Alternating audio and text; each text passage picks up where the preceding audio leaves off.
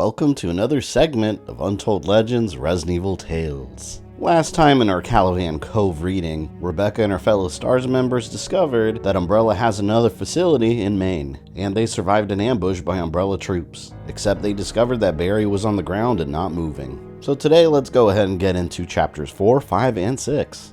Caliban Cove, Part 2.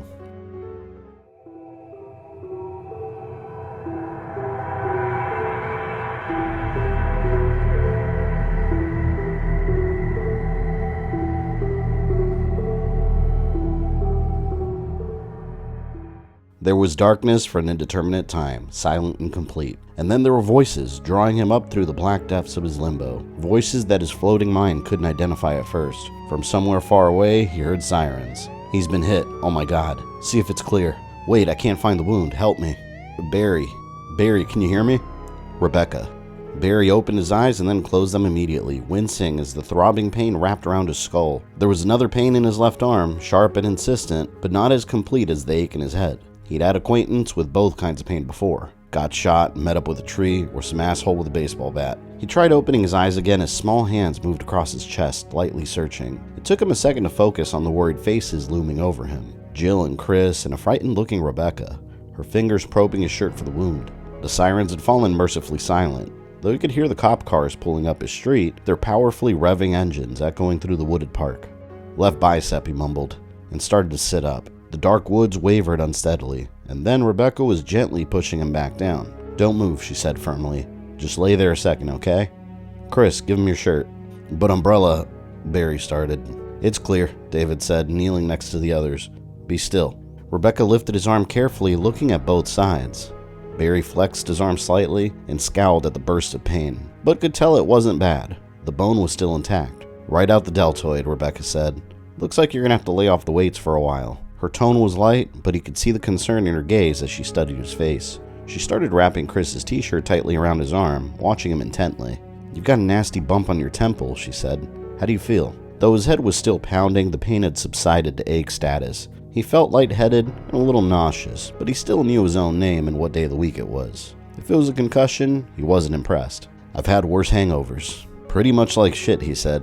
But I'm okay. I must have hit a tree on the way down. As she finished the makeshift bandage, he sat up again, this time with better results. They had to get moving before the cops decided to search the woods. But where would they go? It seemed unlikely that Umbrella would attack twice in one night, but it wasn't a theory worth testing. None of their homes would be safe. At least his family was out of harm's way visiting Kathy's parents in Florida. The thought that they could have just as easily been at home, his girls playing in their rooms when shooting had started.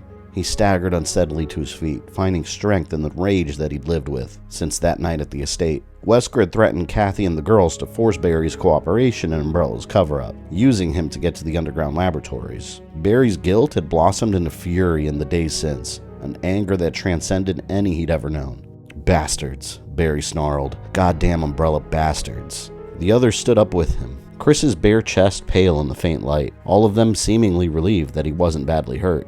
Except for David, who looked as unhappy as Barry had ever seen him. His shoulders sagged from some unknown burden, and when he spoke, he wouldn't meet Barry's gaze. The man who shot you, David said. He held up a 9mm with a suppressor attached. Blood splattered across the barrel. I killed him. Barry, it's Jay Shannon. Barry stared at him. He heard the words, but was unable to accept them. It wasn't possible. No, you didn't get a good look. It's too dark.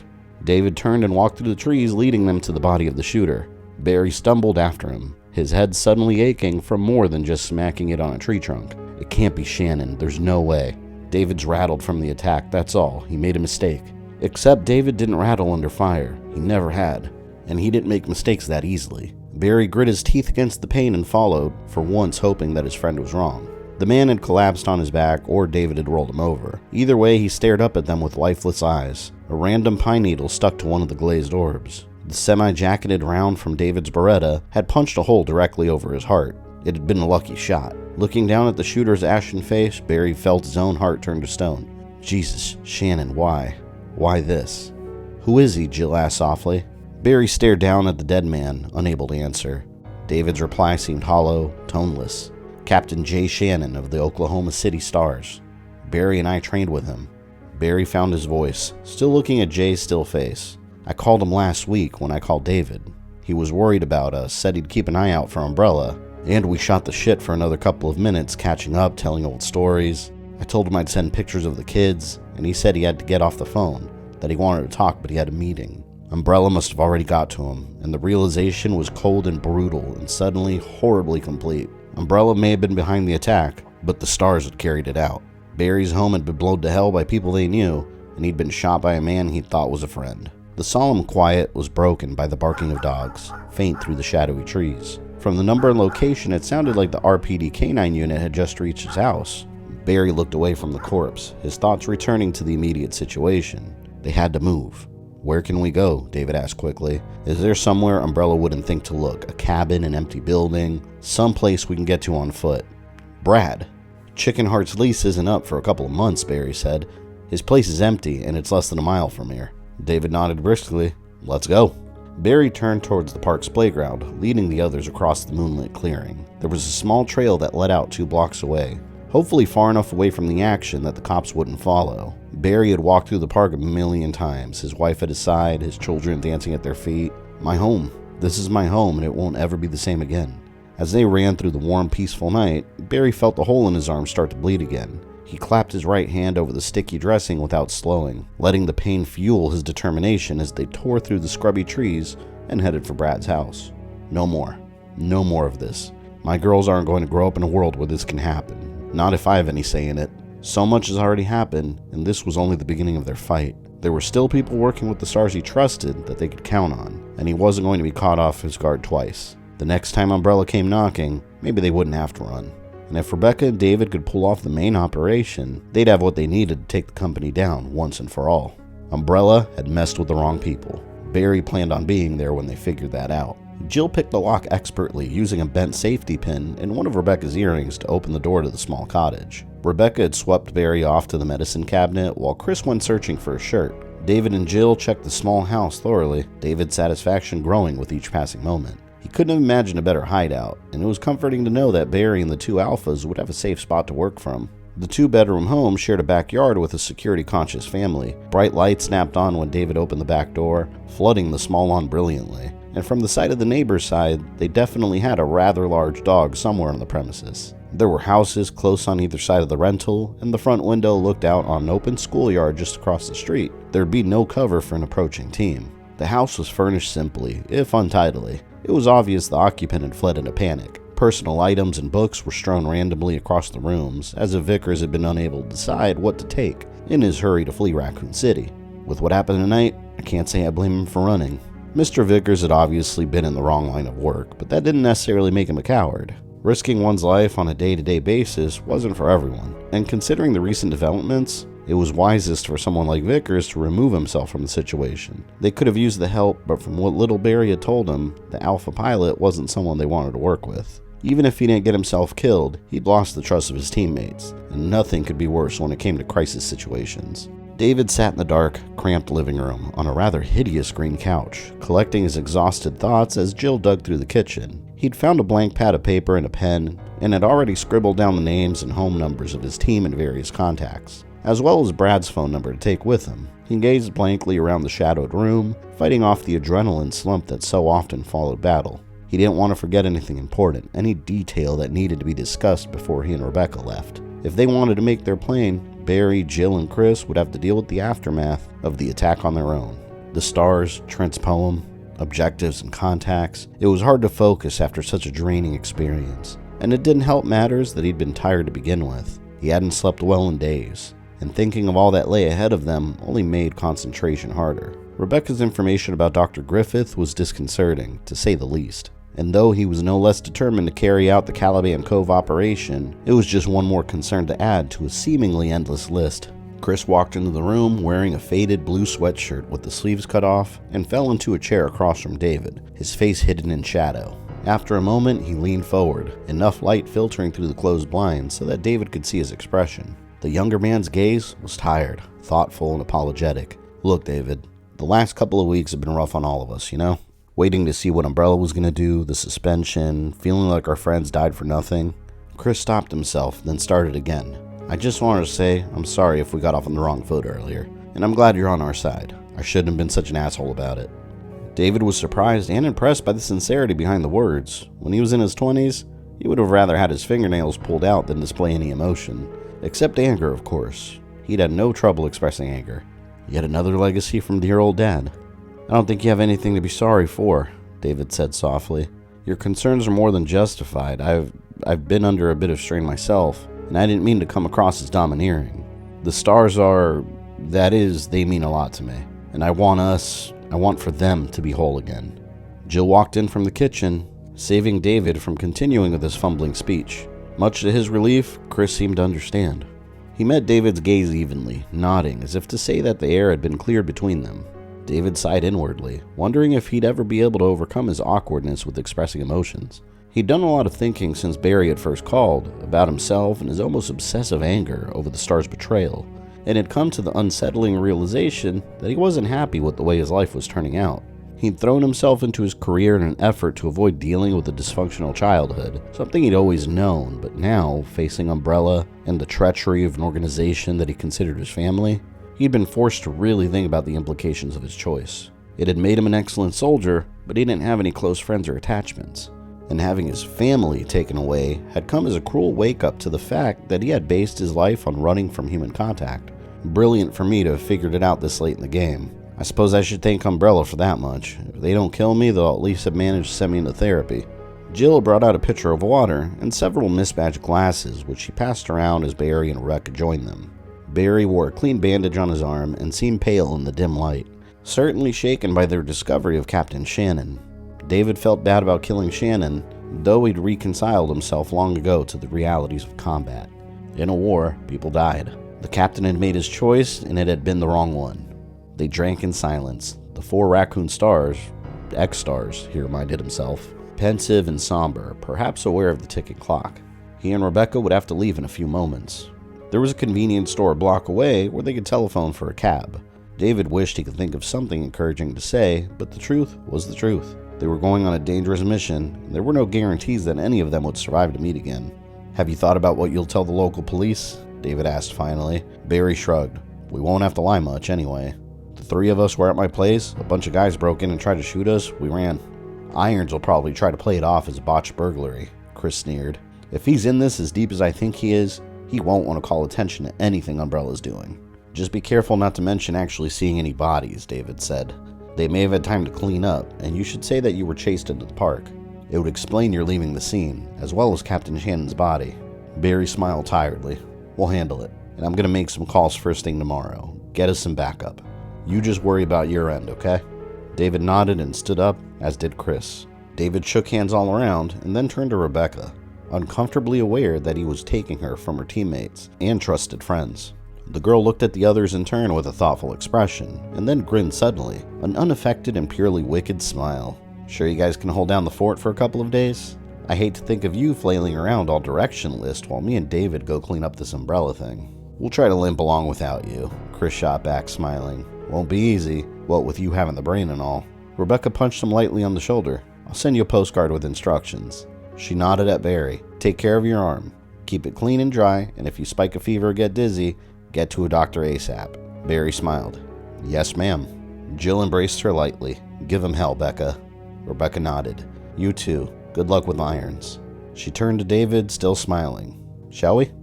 They walked to the front door together, David wondering at the girl's easy demeanor. They'd just barely survived a serious attack, carried out by people who probably trained her, and she was leaving with a man she hardly knew to embark on a life-threatening mission. She was either putting on an act or was amazingly optimistic. And if she was faking the casual bravado, she deserved an award. He watched her carefully as they stepped out into the small, unkempt yard of Brad Vickers' house, and saw her smile fade, quickly replaced by a look of vague sadness. And beyond that, the same kind of focused intensity that she'd had when she told them about Dr. Griffith and his research. Whatever she was thinking, he could see in that look that she was perfectly aware of the risks, but that she refused to be cowed by them. The perfect definition of bravery. David was satisfied with his decision to enlist Rebecca Chambers for the operation. She was smart, professional, and committed, as superior in her field of study as the rest of his team members were in theirs. He could only hope that their combined skills would be enough to get them in and out of Caliban Cove in one piece, bringing with them proof of Umbrella's experiments, an objective that would lead to the ruin of the company that had corrupted the S.T.A.R.S. and perhaps let him sleep peacefully again. David nodded, and the two of them set off to make the call.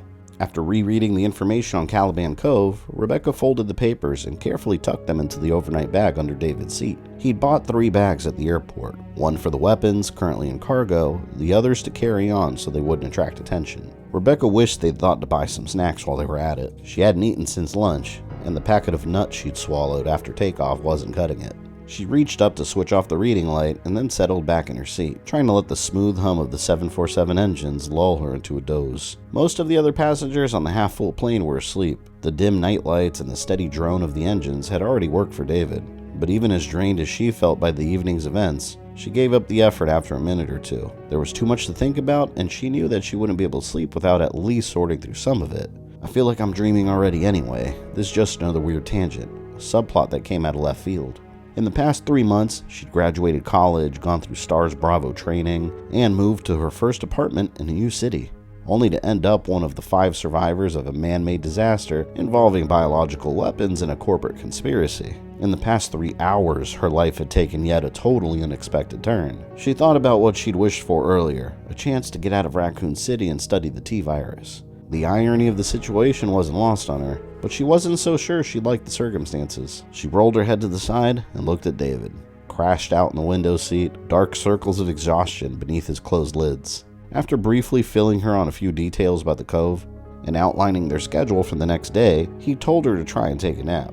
Have a lie down had been his exact words, and then promptly taken his own advice, not falling asleep so much as lapping into an instant coma. He even sleeps efficiently. No tossing or turning, like he willed himself to get as much rest as possible in the time allowed. He struck her as an extremely competent and intelligent man, if something of a loner. For as cool as he was under pressure, he seemed to freeze with small talk, leading her to wonder what kind of life he'd had. She was impressed with how quickly he'd come up with a plan to get them out of Barry's house, and was glad that he was leading the operation at Caliban Cove. Though it was hard to think of him as a captain, he didn't really project authority, and didn't seem to want to, practically insisting that she call him David. Even when he'd stepped into a leadership role during the attack, it hadn't felt like he was giving them orders so much as offering instruction. Maybe it's just the accent. Everything he says sounds polite. He frowned in his sleep, his eyes flickering through uneasy dreams. After a few seconds, he allowed a soft, childlike moan of distress. Rebecca briefly considered waking him up, but already he seemed to have got past whatever troubled him,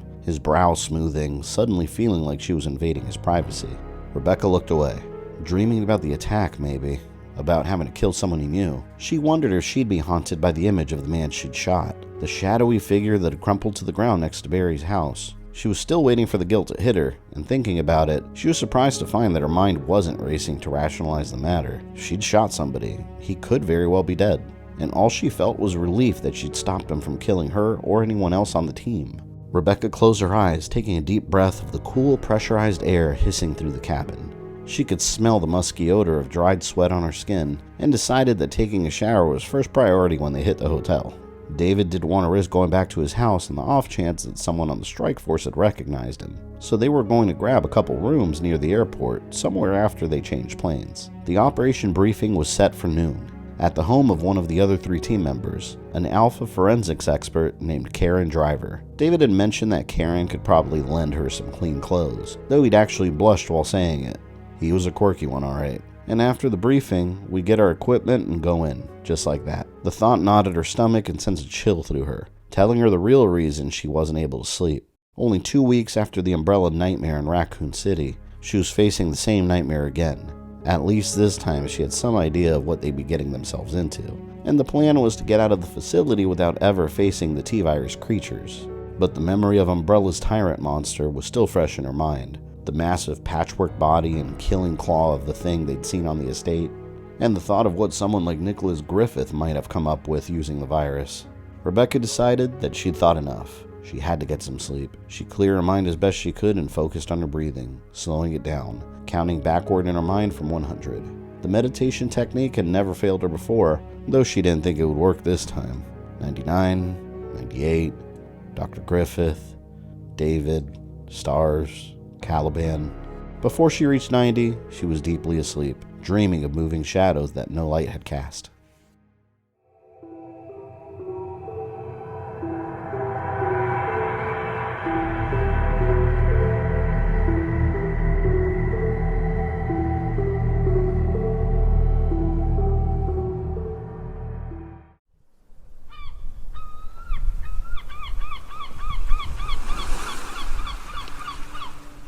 As he did most mornings since beginning the experiment, Nicholas Griffith sat on the open platform at the top of the lighthouse and watched the sun rise over the sea. It was an awesome spectacle from beginning to end. First, the black waves shading to gray as the sky lightened, the craggy rocks that lined his cove slowly taking form in the misty winds that swept off the water.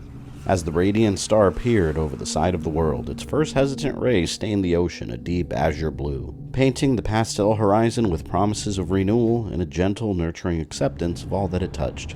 It was a lie, of course. Within hours, the molten giant would beat mercilessly against the shore, against this half of the planet. Its early mildness was a deception, a pretended ignorance of the seeping radiation and withering heat that would follow. But no less spectacular for the lying. It can't be blamed for a lack of self-awareness. After all, it is what it is. Griffith always watched until the sun cleared the curving horizon before getting on with his day. Although he appreciated the beauty of each glimmering dawn, it was the routine that appealed him. Not his, but that of the cosmos. Each sunrise was a statement of fact, speaking to an inevitable progression of time and a reminder that the world spun eternally through its galactic paces, oblivious to the dreams of the self-important beings that scurried across its surface. Beings such as myself, but for one very crucial difference. I know just how much my dreams are worth. As the swollen orb lifted itself from the sea, Griffith stood up and leaned against the platform railing, his thoughts turning to the day ahead. Having finally finished the blood work on the Leviathan series, he was ready to work more extensively with the doctors. All three had responded well to the change, and the rate of cellular deterioration had fallen considerably since he'd started with the enzyme injections.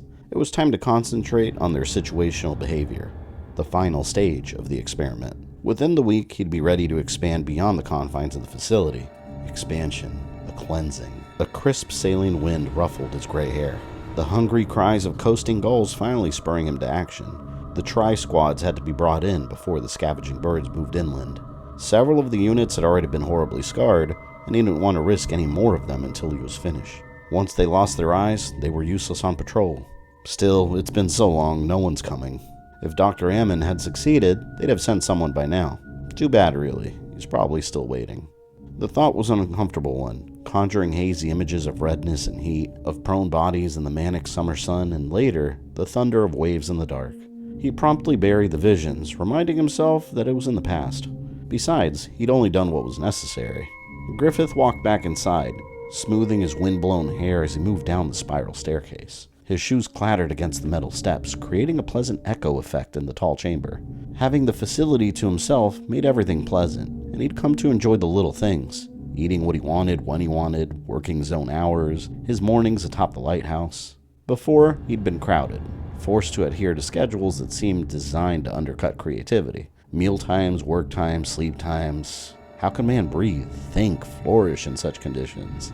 He'd suffered for so long, sat through endless meetings, listening to the small-minded drivel of his colleagues, as they'd raved over Birkin's T-virus. They'd slaved to come up with the tri-squads for Umbrella, and had been deliriously happy with the results, apparently forgetting their failure with the MA7s.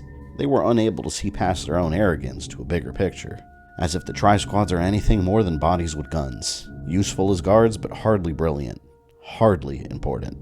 Although he'd worked not to let it go to his head, Griffith allowed himself a single moment of pride as he reached the bottom of the stairs and started for the exit. He'd seen the T-virus for what it really was, a crude but effective platform for something far greater. He'd isolated the proteins, reorganized the nucleocapside's envelope to allow for variables in infective capacity, and created an answer, the answer to the blight that the human race had become, a solution without violence or suffering. Smiling, he stepped through the door into the cool shadow of the lighthouse, the crash of breaking waves at his back as he walked towards the dormitory building. He'd already synthesized an airborne, and had enough of it to infect most of North America.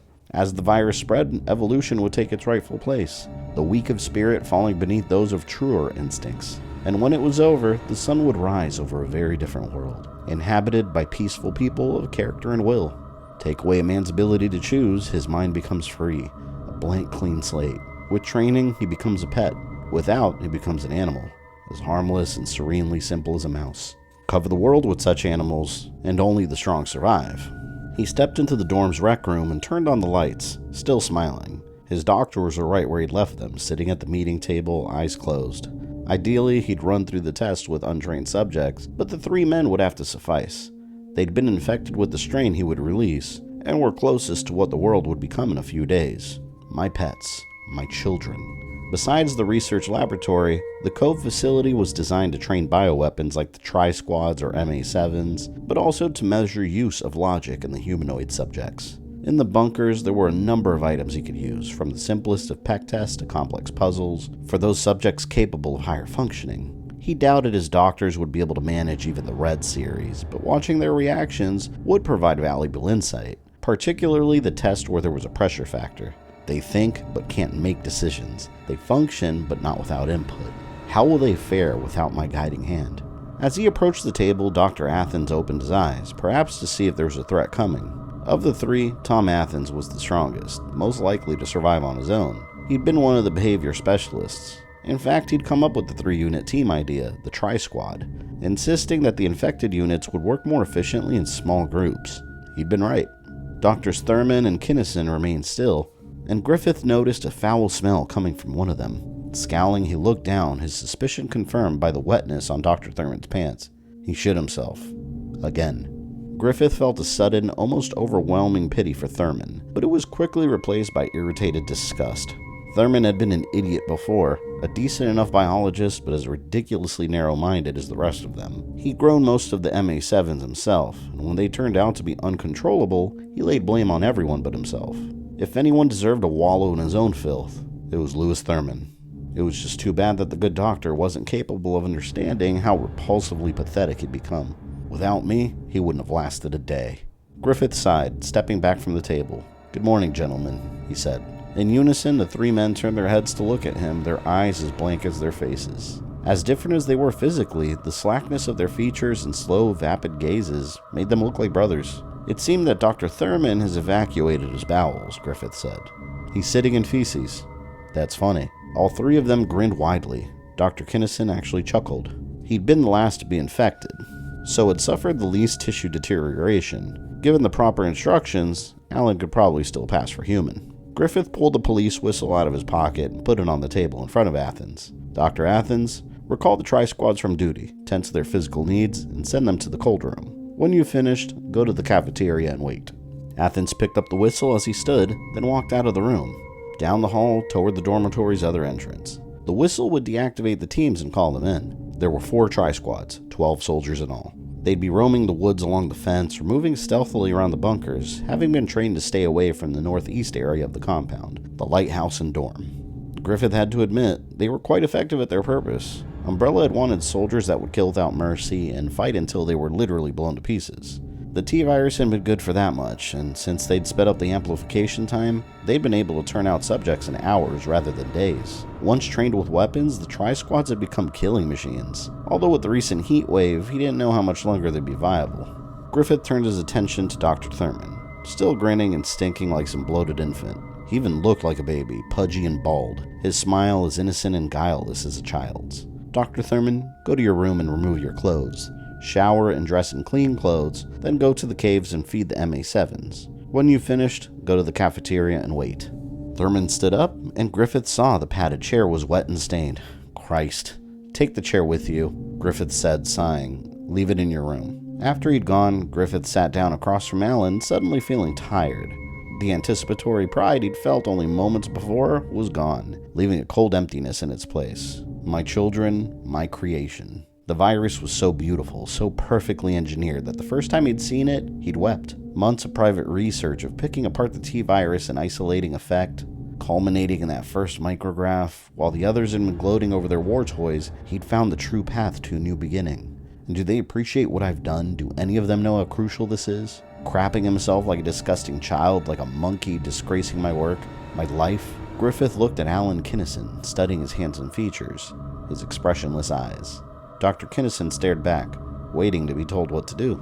He'd been a neurologist once. There were pictures in his room of his wife and baby, a little boy with a bright, beautiful smile. Griffith's sanity shuddered suddenly. A terrible, rending twist that made him dizzy, 1,000 voices screaming unintelligibly through the cracks of reality. For just a second, he felt as if he was losing his mind. How many will just starve to death sitting in puddles of filth, waiting? Millions? Billions? "What if I'm wrong?" Griffith whispered. "Alan, tell me I'm not wrong, that I'm doing this for the right reasons." "You're not wrong," Dr. Kinnison said calmly. You're doing this for the right reasons. Griffith stared at him. Tell me your wife's a whore. My wife's a whore, Dr. Kinnison said. No pause, no doubt. Griffith smiled, and the fear melted away. Look what I've accomplished. It's a gift. My creation, a gift to the world. A chance for man to become strong again. A peaceful death for all the Lewis Thurmans in existence, better than they deserve. He'd been working too hard, tiring himself, and the strain was getting to him. He was only human after all, but he couldn't afford to let the stress of his body affect his mind again. There'd be no more tests. He'd spend the day getting ready instead, preparing himself for the cleansing. Tomorrow at sunrise, Dr. Griffith would give his gift to the wind.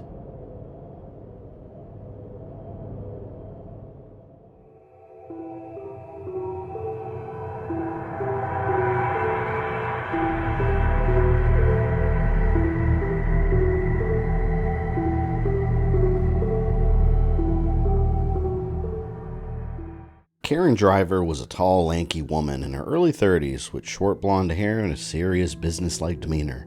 Her small home was spotlessly kept and almost antiseptically clean. The clothes she'd picked out for Rebecca were utilitarian and perfectly folded. A dark green t-shirt and crisp matching pants, black cotton socks, and underwear. Even her bathroom seemed to reflect her personality.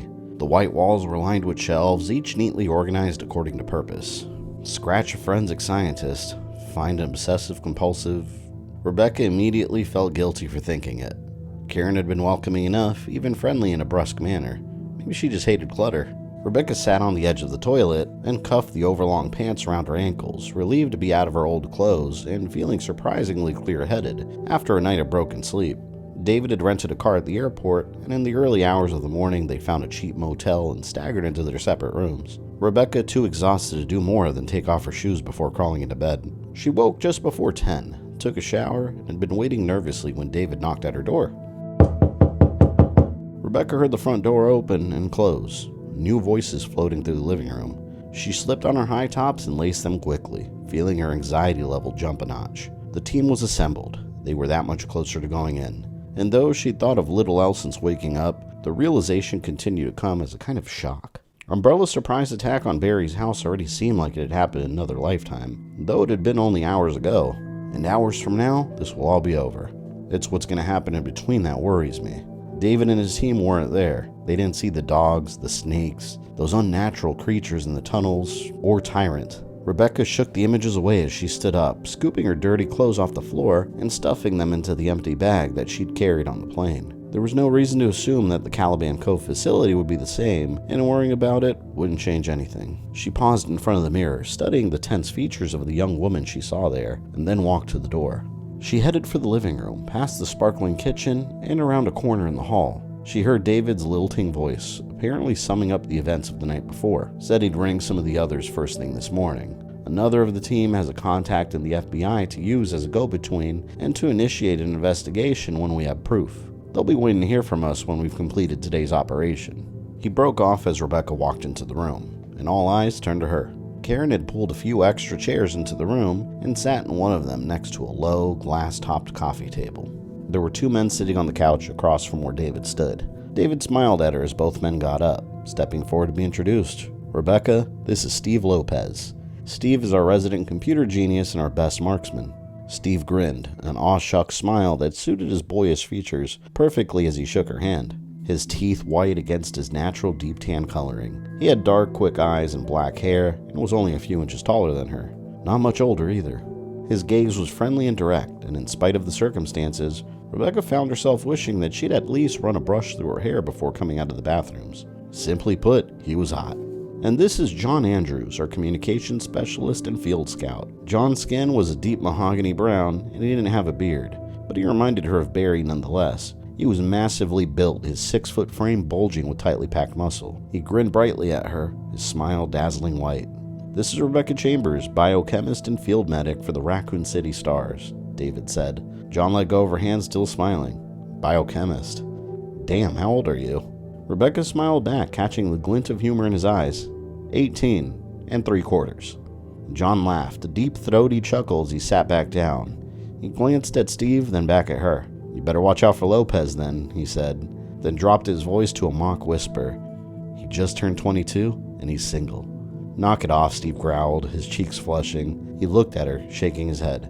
"You ought to excuse John. He thinks he's got a sense of humor and nobody could talk him out of it." "Your mother thinks I'm funny," John shot back, and before Steve could respond, David held up a hand. "That's enough," he said mildly. "We only have a few hours to organize if we mean to do this today. Let's get started, shall we?" Steve and John's banter had been a welcome break from her tension, making her feel like one of the team almost instantly. But she was also glad to see the serious, intent look on all their faces as they turned their attention to David, watching him pull out Trent's information and lay it on the table. It was good to know that they were pros, but will it matter? Her mind whispered softly. The Stars and Raccoon were professionals too, and even knowing the kind of research Umbrella's been doing won't make any difference at all. What if the virus mutated and is still infectious? What if the place is crawling with tyrants, or something worse? Rebecca had no answer for the insistent little whisper. She focused on David instead, silently telling herself that her anxieties wouldn't get in the way of her doing her job, and that her second mission wouldn't be her last. For Rebecca's sake, David started the briefing, as he would have with an entirely new team. As bright as she was, and with her previous experience at an Umbrella facility, he didn't want her to hold back, for fear of speaking out of turn. "Our objective is to get into the compound, collect evidence on Umbrella and their research, and get out again with as little trouble as possible. I'll go over every step thoroughly, and if any of you have any questions or ideas on how to proceed, no matter how trifling, I want to hear them. Understood?" There were nods all around. David continued, comfortable that his point was made. "We've already discussed a few of the possibilities as to what may have happened, and you've all read the articles. I submit that we're dealing once again with some kind of accident. Umbrella's put a lot of effort into covering up the problem in Raccoon City. Or while we could assume that they've been abducting or killing fishermen who've wandered across their territory, it seems unlikely that they'd want to draw that kind of attention to themselves. Why hasn't Umbrella sent anyone in to clean it up?" John asked. David shook his head. "Who's to say they haven't? We may find that they've already cleared the site of evidence, in which case we group together with the Raccoon people and our own contacts and start over." Again, everyone nodded. He didn't bother stating the obvious, that the virus could still be contagious. They all knew it was a possibility, though he planned to have Rebecca address the matter before the briefing was through. David looked down at the map and sighed inwardly, before moving on to the next point. "Point of entry," he said. "If this were an open assault, we could go in by helicopter or just hop the fence. But if there are still people there and we trigger an alarm, it's over before we even start. Since we don't want to risk discovery, our best option is to go in by boat. We can use one of the rafts from the tanker operation last year." Karen piped up, frowning silently. "Wouldn't they have an alarm for the pier?" David touched the map, putting his finger just below the notch line of the fence south of the compound. "Actually, I don't recommend using the pier at all. If we go in here, go past the pier," he traced upward, running the length of the code, "we can get a look at the layout of the entire compound, and hide the raft in one of the caves beneath the lighthouse. According to what I read, there's a natural path from the base of the cliff to the lighthouse itself. If the path's been blocked, we'll backtrack and come up with an alternative route." "Won't the raft attract attention if anyone's outside watching?" Rebecca asked. David shook his head. The Exeter Stars had used the rafts the previous summer to approach an oil tanker that had been hijacked by terrorists who threatened to spill the cargo unless their demands were met. It had been a night operation. It's black and has an underwater motor. If we go in just past dusk, we should be invisible. The other benefit to this approach is that if the facility looks unhealthy, we can abort until a later time. He waited as they thought it over, not wanting to rush them. They were good soldiers, his team, but this was a volunteer assignment. If any of them had serious doubts, it was better to address them now. Besides which, he was open to other suggestions. His gaze fell across Rebecca's youthful face, taking in the steady willingness of a good STARS operative in the quick brown eyes, the thoughtful consideration of his plan. He was beginning to like her, for more than just her usefulness to the mission. There was a kind of matter-of-fact openness about her that appealed to him, particularly with all his recent turmoil over emotional awkwardness. She seemed quite comfortable with herself. David pushed the thoughts aside, suddenly realizing how much stress he'd been under, how tired he continued to be. His focus was suffering for it. "Keep it together, man. This isn't the time to wander. On to specifics," he said. "Once we get inside, we move in a staggered line through the compound, sticking to shadows. John will take point with Karen at his back, scouting the area for the lab and looking for some idea as to what's happened. Steve and Rebecca will follow, and I'll bring up the rear. When we find the lab, we go in together. Rebecca will know what to look for in terms of materials, and if they have a computer system still running, Steve can get into the files. The rest of us will provide cover. Once we retrieve the information, we get back out the way we came." He picked up the poem that Trent had given him, tapping it with his other hand. One of Rebecca's teammates had already had dealings with Mr. Trent. She thinks this might be relevant to what we need to find, so I want all of you to take another look before we go in. It may be important. So we can trust him? Karen asked. This Trent's okay? David frowned, not sure how to answer. It seems that for whatever reason, he's on our side in all of this.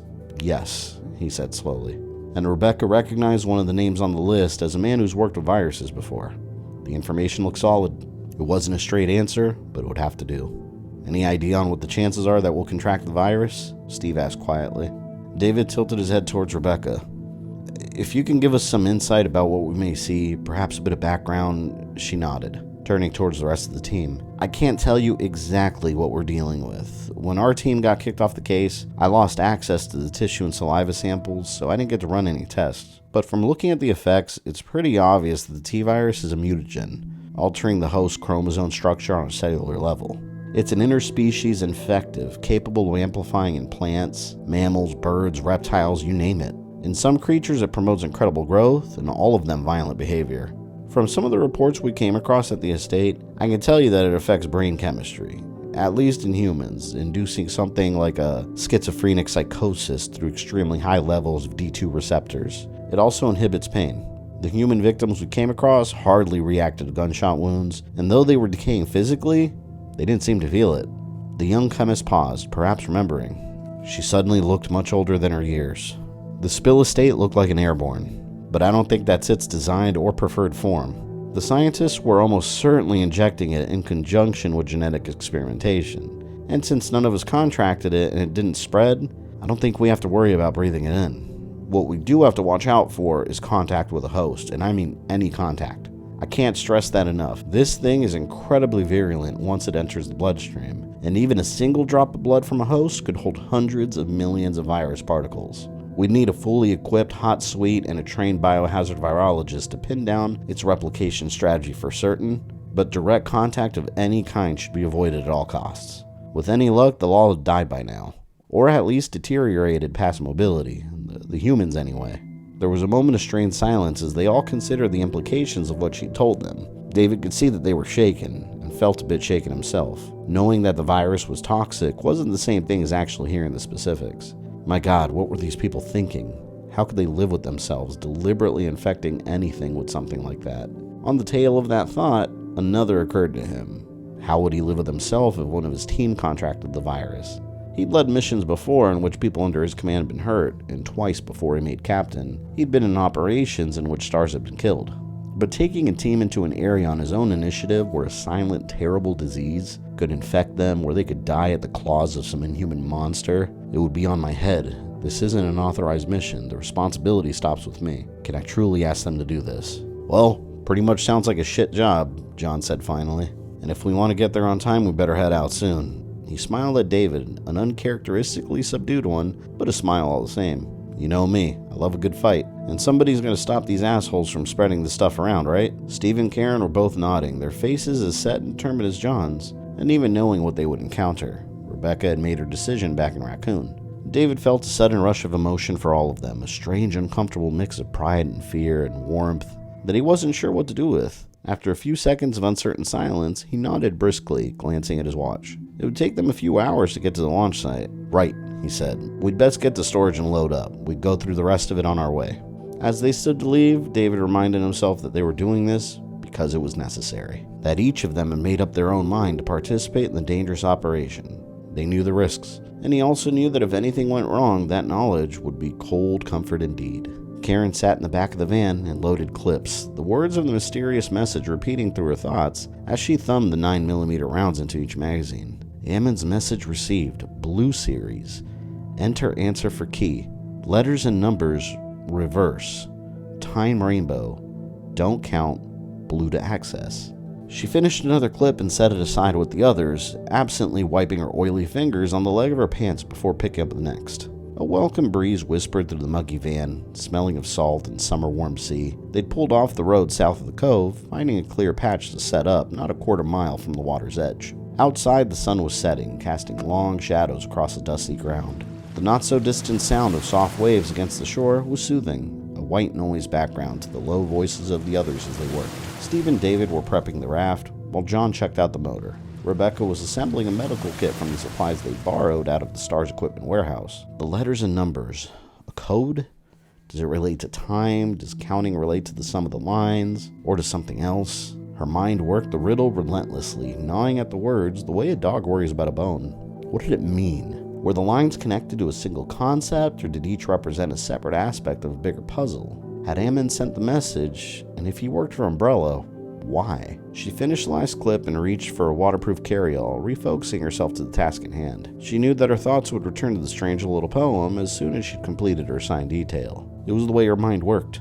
She just couldn't relax when presented with an ambiguity. There was always an answer, always, and finding it was just a matter of concentration, of taking the right steps in the right order. The semi-automatics were cleaned and ready, laying in a neat line next to the checked radio gear on the floor of the van. They weren't taking any weapons besides the S.T.A.R.S issued Berettas, David insisting that they needed to travel light. Although Karen agreed, she was sorry they wouldn't be bringing in the assault rifles, which were equipped with night scopes. After hearing more of the details about the zombie-like creatures on their ride, she didn't know how comfortable she felt with just a handgun and a halogen flashlight. Admit it, you're worried about this one, and have been since David wrote the news. The facts are all out of order, the pieces don't fit the way they're supposed to. It was ironic that the reasons compelling her to crack this mystery were the same ones that made her so uneasy.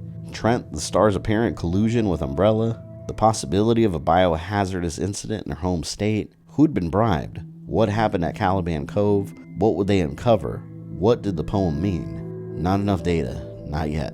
She'd always prided herself on her lack of imagination, on her ability to find the truth based on empirical evidence, rather than wild, unsubstantiated intuition. It was the key to success in her field, and although she was aware that she sometimes came across as overly clinical, even cold, she accepted who she was, embracing the kind of peace that was found in knowing all the facts. Whether it was examining blood spray patterns or measuring angles on an entry wound, there was a deep satisfaction for her in solving puzzles, in finding out not only why, but how. The unanswered questions about Caliban Cove were an affront to her careful thought process.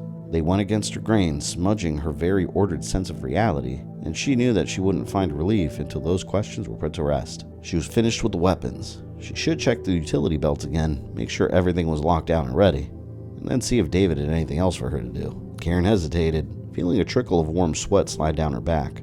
No one was within sight of the open back door, and she'd already double-checked every flap and pocket on every belt.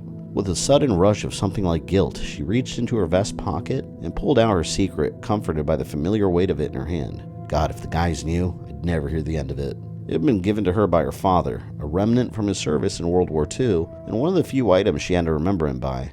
An ancient anti-personnel shrapnel grenade, called a pineapple because of its cross-hatched exterior. Carrying it was one of the few unpractical idiosyncrasies, one that made her feel a little silly. She'd worked hard to present herself as a thoroughly rational, intelligent woman, not prone to emotional sentimentality. And in most respects, that was true. But the grenade was her rabbit's foot, and she never went on a mission without it. Besides, she had half convinced herself that it might come in handy one day. Yeah, keep telling yourself that. The S.T.A.R.S have digitized anti-personnel grenades with timers, even flashbangs with computer chips. The pin on this relic probably couldn't be wrenched out with pliers. Karen, do you need any help? Startled, Karen looked up and into Rebecca's earnest young features, the girl leaning into the back of the van. Her quick gaze fell to the grenade, her eyes lighting up with sudden curiosity.